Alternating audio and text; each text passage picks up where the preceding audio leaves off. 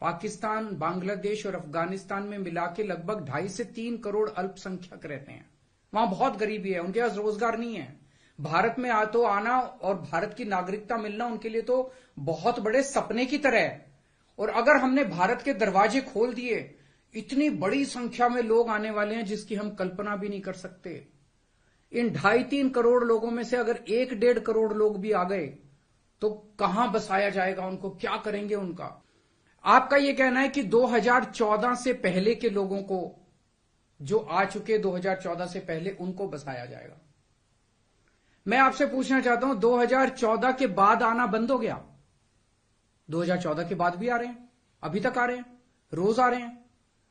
तो अभी तक 2000 जो इलीगल माइग्रेंट आते थे, जो घुसपैठिए हमारे देश के अंदर आते थे, वो डरते थे कि अगर आ गए तो हमें निकाल देंगे, हमें पकड़ लेंगे, हमें जेल में डाल देंगे। उन्हें डर रहता था क्योंकि वो इलीगल थे।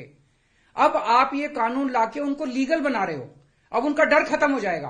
पूरे तीनों देशों के अंदर अब मैसेज ये है कि भारत सरकार अब जो है इन तीनों देशों के घुसपैठियों को लीगल करने जा रही है। तो ये 2014, आज आप 2014 वालों की बात कर रहे हो, कल आप 2019 के पहले वालों की बात करोगे, फिर ये डेट एक्सटेंड करके 2024 कर दोगे, क्योंकि घुसपैठिए तो आ ही रहे हैं। आपने रोहिंग्यों की बात की, ये तो आप ही के टाइम में आए थे, ये तो 2014 के बाद आए हैं सारे रोहिंग्ये। कैसे आए ये? आपकी मिली भगत से आए कि आपकी नाकामी की वजह से आए?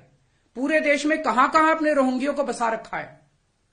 तो जो इतने एक तरह से दरवाजा जो खोल रहे हो, इनको जो लीगल बना रहे हो, ये देश के लिए बहुत खतरनाक है। और इतनी भारी संख्या में इसके बाद घुसपैठिए आने वाले हैं जिसकी हम कल्पना भी नहीं कर सकते। आज जो 2014 के पहले भी आए थे, हमारे देश के अंदर उनके अधिकार नहीं है। आप उनको नागरिकता देके अब सरकारी नौकरियों दी जाएंगी उनको। पाकिस्तान से आए हुए घुसपैठियों को हमारे देश के अंदर अब सरकारी नौकरियां दोगे आप, उनको उनके राशन कार्ड बनाएंगे हम लोग। आज दिल्ली के अंदर 72 लाख लोगों के राशन कार्ड हैं, वो कम पड़ते हैं। हमारे दिल्ली के अंदर गरीब ज्यादा है, राशन कार्ड बढ़ाने की इजाजत दो। उनके राशन कार्ड बढ़ाने की इजाजत नहीं देते और पाकिस्तान से लाके उनके राशन कार्ड बनाओगे आप, पाकिस्तान और बांग्लादेश के लोगों का। ये तो सही नहीं है। हमारे देश के लोगों के अधिकार मार के आप उनके लोगों को अधिकार दे रहे हो।